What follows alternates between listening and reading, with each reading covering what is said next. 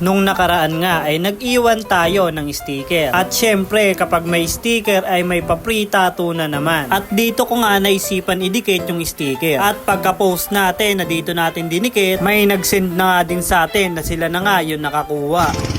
Bullseye! At nag-send na nga rin sila ng design na gusto nilang ipatato. At nag-print na rin tayo ng design. Nice day ngayong araw. At nandito na nga sila ma'am para i-claim yung pa-free tattoo natin. At ini-explain ko nga dito kung ano yung mangyayari. At napag-usapan na namin ni ma'am na ganito na yung gawin namin. Kaya naglagay na tayo ng guide para alam natin kung saan natin ilalapat yung stencil. At ito na nga na-stencil na natin. At dahil na-stencil na natin, i-ready naman natin itong mga gagamitin natin sa pagtatato. Balutan na natin yung mga dapat balutan para maumpisahan na. At dahil nga nakaredy na si ma'am, umpisahan na natin to. Ito palang ipapatato ni ma'am ay portrait na line work. Ganto nga yung sinend sa atin ni ma'am na design at ganto nga daw yung gusto niyang mangyari sa kanyang tattoo. At para hindi nga plain dito sa parting baba, kinausap ko si ma'am na baka gusto niya lagyan ng date o kaya pangalan. At ang napili ni ma'am na ipalagay ay pangalan. At pangalan nga ni sir yung pinalagay niya. Oo nga pala, si ma'am pala ngayon yung nagpatato.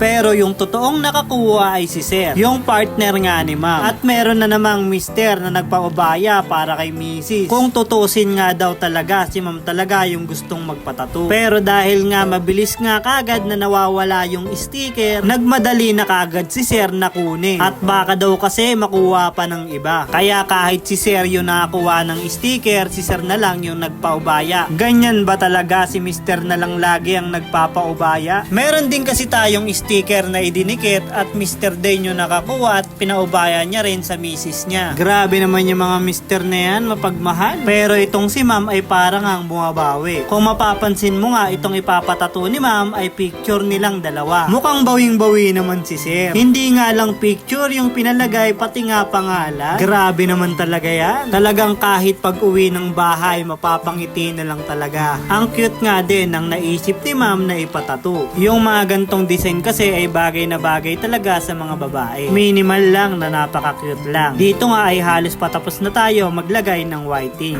o highlights. Pero hindi pa tayo patapos dahil nag-suggest tayo kay ma'am na baka gusto niya palagyan ng date. At gusto nga naman din ni ma'am na palagyan. Kaya heto na, ginawa na natin ulit. Para pala sa mga nag-aabang ng pa-free tattoo natin, abang-abang na lang ulit kung saan natin ididikit yung sticker. At kung isa ka din sa laging nauunahan sa pagkuha ng sticker at baka maging kagaya ka lang din ni ma'am at si sir na ilang beses na nga ring nag-try at nung lumapit na sa lugar nila yung sticker, hindi na sila nagkatubili pa ang kunin yung sticker. Kaya ngayon nandito sila sa studio para matatuan at libre lang, walang bayad dahil sila nga yung nakakuha ng sticker. Pero nagpamerienda pa rin si sir kahit hindi naman kailangan, pero salamat pa rin sa inyo dahil sa pagkuha ng sticker. Meron na naman tayong nabigyan ng free tattoo. Kaya kung taga saan ka, pwede mo ring i-comment at kung sakaling mapunta tayo dyan sa lugar nyo ay makapag-iwan din ako ng sticker. At baka ikaw naman yung mabigyan natin ng pa-free tattoo. I-suggest nyo na yung lugar nyo at kung saan kayo malapit. At eto na nga, tapos na rin tayo. Linisan na natin para makita na natin kung ano yung kinalabasan. At dahil nga lang sa pagkuha ng sticker, nagkaroon na kagad si ma'am ng bagong tattoo. At ayan na nga yung kinalabasan sa ginawa nating tattoo kay ma'am.